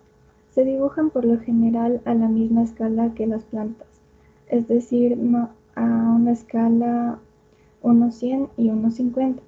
Aunque si se trata de grandes edificios, un conjunto de departamentos, organizaciones o espacios de gran dimensión, es preferible utilizar escalas menores y las escalas mayores en caso de representar un espacio más pequeño como el interior de una habitación. En este sentido, cabe señalar que los alzados interiores son valiosos en los estudios y presentación de propuestas a detalle de las cocinas, baños y escaleras. La orientación de un alzado. Al bordear a un edificio vemos una serie de alzados interrelacionados que van cambiando con nuestra posición en el espacio. Es posible vincular estas visiones entre sí según un criterio lógico y desplegando los planos del cuadro verticales en que se proyectan y crear una secuencia horizontal de dibujos o interrelacionarlas en un único dibujo, organizado alrededor de una visión en una planta común. y la disposición. Cada uno de los alzados se complementa con un rótulo, que hace referencia a una cara considerada como principal, a los puntos cardinales o al contexto del que se ve el alzado. Una visión en alzado será frontal si se proyecta en un plano frontal y será lateral cuando el plano de proyección está de perfil. La profundidad. En los siguientes dibujos podemos observar los distintos procedimientos para lograr una sensación de profundidad en el alzado de una edificación.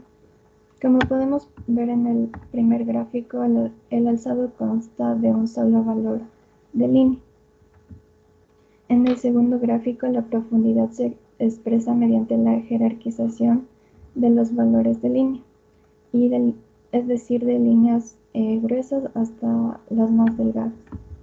El valor de línea más intenso define la sección de la superficie del terreno. En otras palabras, define la línea de tierra. El valor de línea que le sigue al anterior, en menor intensidad, contornea los planos más próximos al de proyección. Perdón. Bien. El progresivo adelgazamiento y pérdida de intensidad de las líneas expresa el incremento de la distancia al plano de cuadro. Los valores más livianos se reservan para las líneas superficiales, las que no representan cambios de forma, sino más bien las texturas.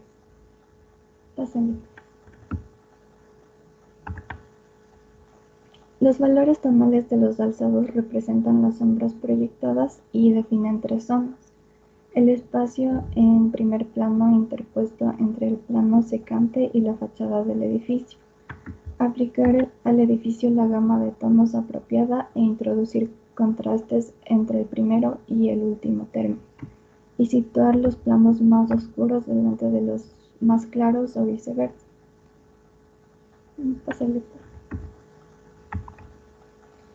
Ya, y los indicadores de profundidad. Como primer indicador tenemos la continuidad del contorno. Tendemos a percibir una figura por delante de otra cuando su contorno es continuo y además interrumpe el contorno de otra figura, como se puede observar en la primera imagen. Por sí mismo, el encubrimiento tiende a crear espacios relativamente marcados. Sin embargo, podemos obtener una sensación de mayor interposición y profundidad si se combina el encubrimiento con otros indicadores de profundidad, como modificar el grosor de línea en los dibujos realizados exclusivamente con líneas, como vemos en la segunda imagen. Y por último, la perspectiva atmosférica. Con la distancia al observador se produce una mutación progresiva de los colores, los valores tonales y el contraste. Los objetos más próximos al primer plano del campo visual suelen tener colores más saturados y contrastes de tonalidad perfectamente definidos.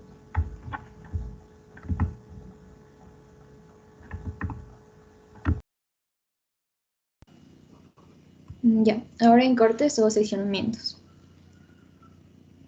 Ya, una sección arquitectónica es un corte imaginario del proyecto que permite visualizar el interior de manera ortogonal. Se aplica para dibujo e interpretación de los planos y de diseño.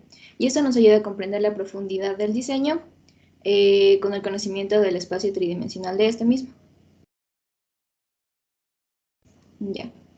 En cuanto al grosor de la línea, mientras más cerca estén los elementos del corte, la línea va a ser más gruesa y mientras estén más lejos, la línea va a ser más delgada. Ya. Las normas generales para los cortes.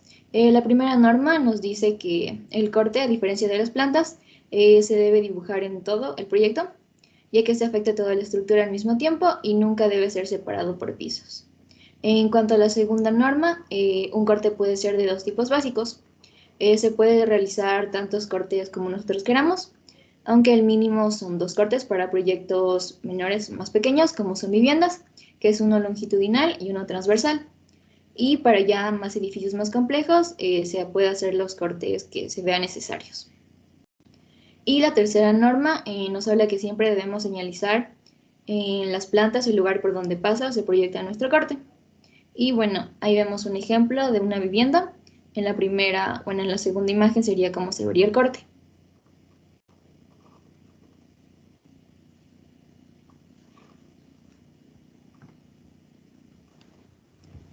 Tipos de sección o corte.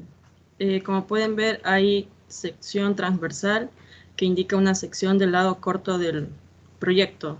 Aquí se puede visualizar que igual su nomenclatura es una letra mayúscula que sería A, B o C, y el otro extremo sería A', B' o C'. La otra sección sería longitudinal, que indica la sección a lo largo del proyecto. Igualmente está acompañado por su nomenclatura, que es en letra mayúscula, A, B o C, y a su extremo A', B' o C'.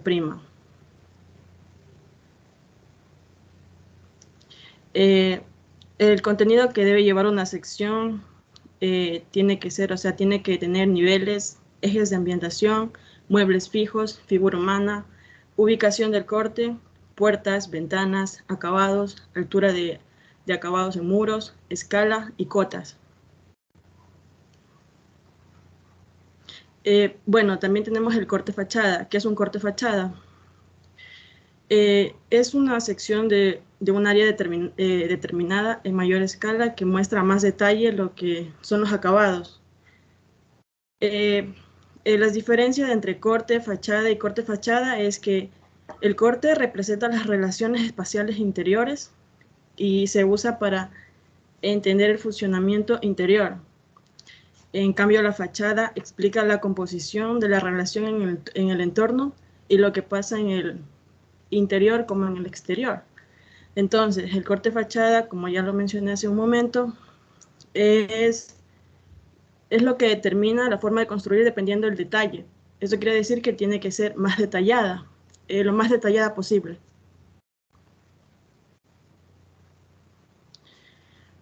Bueno, aquí tenemos cortes por escalera. Las escaleras en planta deben cortarse a la altura del séptimo escalón o peldaño, al ir de piso a piso. El resto de la escala a partir de ese corte va con línea segmentada.